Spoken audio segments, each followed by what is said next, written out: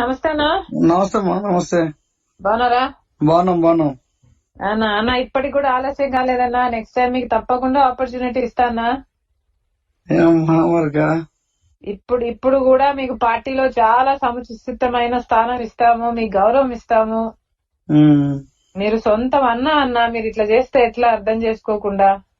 అన్నా నేనైతే మీకు ఇయ్యాలనే అనుకున్నానన్నా. నేను మిమ్మల్ని అకామిడేట్ చెయ్యకుండా చెయ్యాలని నా ఉద్దేశం మొదటి నుంచి కాదు. నేనేదో డబ్బుల కోసమో మా టీం ఏదో డబ్బుల కోసమో బిల్లిబాబును చేశామనేది వాస్తవం కాదు కదన్నా.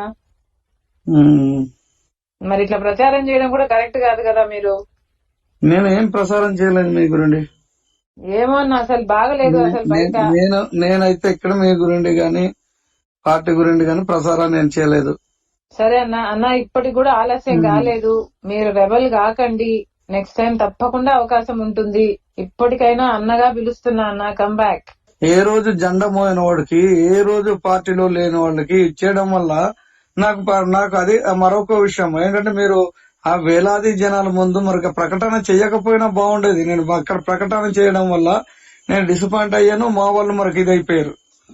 దానివల్ల అన్నీ తెలుసు అన్న, మీకు అన్ని తెలుసు.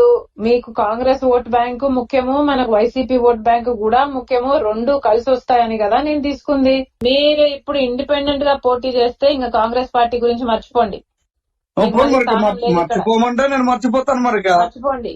మీకు ఇప్పుడు మాత్రమే అవకాశం ఉంది మళ్ళీ కుటుంబంలోకి రావడానికి. ఇప్పుడు మాత్రమే అవకాశం ఉంది. మీరు రెబల్ గా వేసుకున్నాక, మీరు పోటీ చేసినాక, కాంగ్రెస్ పార్టీకి డామేజ్ చేసినాక మళ్ళా మీరు కాంగ్రెస్ లోకి రావచ్చు అనుకోవడం.